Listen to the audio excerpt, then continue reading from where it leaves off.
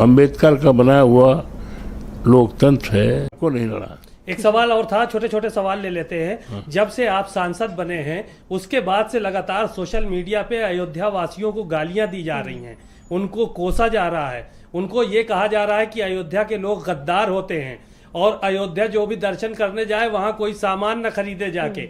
इस तरह की बातें ढेरों सोशल मीडिया पे भरी पड़ी हैं। आप आहत नहीं होते हैं इन सब बातों से? ऐसे लोगों की जिनकी इस तरह की विचारधाराएं हैं उनसे मेरा विनम्र निवेदन है, हाथ जोड़ के प्रार्थना है कि ये लोकतंत्र है। बाबा साहब भीमराव और चुनाव में मत देने का अधिकार अगर किसी ने दिया है इस देश में तो बाबा साहब भीमराव अम्बेडकर ने दिया है। तो उसके तहत ये चुनाव हुआ है, लोकतंत्र है। आज कोई माँ के पेट से राजा नहीं पैदा होगा, जनता के वोट से पैदा होते हैं। तो लोकतंत्र के प्रति ये अब्यूज है, गाली है, ये अच्छी सोच अंशी मानसिकता नहीं है। प्रभु श्री राम से मैं प्रार्थना करता हूँ कि ऐसे विचारधारा के लोगों के दिल और दिमाग को शुद्ध रखें, स्वस्थ रखें, जिससे देश निर्माण में, राष्ट्र निर्माण में अच्छी सोच पैदा करें। किसी को लोकतंत्र में गाली देने का, प्रभावित करने का कोई स्थान नहीं। अवधेश प्रसाद जी, आपने वहां से 2 बार के सांसद रहे, जो बीजेपी के लल्लू प्रसाद जो वहां के कैंडिडेट थे, आपने उनको पूरी करारी मात दी है। और देखिए पूरे देश भर में इस वक्त अयोध्या की ही चर्चा हो रही है। सबसे ज्यादा अगर चर्चा कहीं हो रही है तो अयोध्या सीट की। और आप वो पहले सांसद बने क्योंकि अभी सभी ने देखा कि किस तरह से एक भव्य मंदिर का निर्माण बीजेपी ने करवाया और पूरा क्रेडिट खुद पर लिया। उस पर क्या कुछ कहेंगे? देखिए, जहाँ तक माननीय जो सांसद रहे हैं लल्लू सिंह जी, उनको हमने नहीं हराया, उनको महान जनता ने हराया है। और जहाँ तक आपने ये बात रखा कि अयोध्या में बहुत बड़ा मंदिर बना है, मंदिर बना है, लेकिन मंदिर बनने का श्रेय जो भारतीय जनता पार्टी के लोग लेते हैं वो तथ्यों से परे है।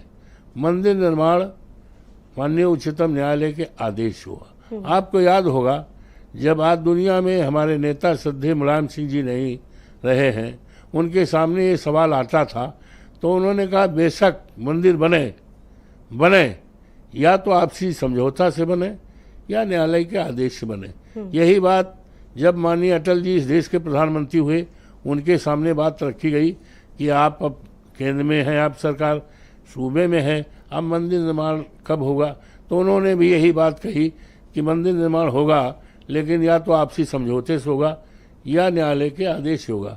अंततोगत्ता माननीय उच्चतम न्यायालय ने आदेश दिया। आज देश में किसी पार्टी की सरकार होती तो माननीय उच्चतम न्यायालय के आदेश की पालन करना होता, मंदिर बनता। ये श्रेय लेना भारतीय जनता पार्टी को, मैंने मंदिर बनवाया है, ये सत्यता से परे है।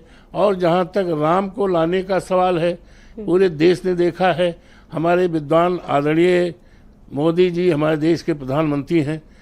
22 जनवरी को जो तस्वीर देश और दुनिया के सामने आई कि वो राम को उंगली पकड़ के ला रहे हैं और ये दर्शाने का प्रयास कर रहे हैं, और प्रयास किया कि राम को हम लाएं। राम को ये लाने वाले लोग नहीं हैं, राम तो बहुत पहले आए हैं। वो अनाज काल से मुद्दे थे जो आप लोगों ने सबसे ज्यादा देखे अयोध्या तो राम को ये लाने वाले लोग नहीं हैं। राम के नाम पर राजनीति करने वाले लोग हैं, राज के नाम पर व्यापार करने वाले लोग हैं, राम के नाम पर देश को धोखा देने वाले लोग हैं, राम के नाम पर बेरोजगारी पैदा करने वाले लोग, राम के नाम पर महंगाई पैदा करने वाले, राम के नाम पर, अयोध्या के नाम पर हजारों हजार लोगों के घरों को गिराया गया, दुकानों को गिराई गई, और किसानों की जमीन जो करोड़ों अरबों रुपए की थी उसको कौड़ियों के दाम लेने का काम किया गया है, जबरदस्ती उनको किया गया है, उन पे धमकियां दी गई हैं। और ये सारे कारण रहे। और यहाँ तक कि आप जानते हैं इस देश में महामारी थी कोरोना काल में जिस तरह से ऑक्सीजन की कमी थी, 50-50 हजार के ऑक्सीजन बिके। और ये हमारे प्रधानमंत्री जी क्या कहते थे, थाली बजाइए, मोमबत्ती जलाइए, चिराग जलाइए, क्या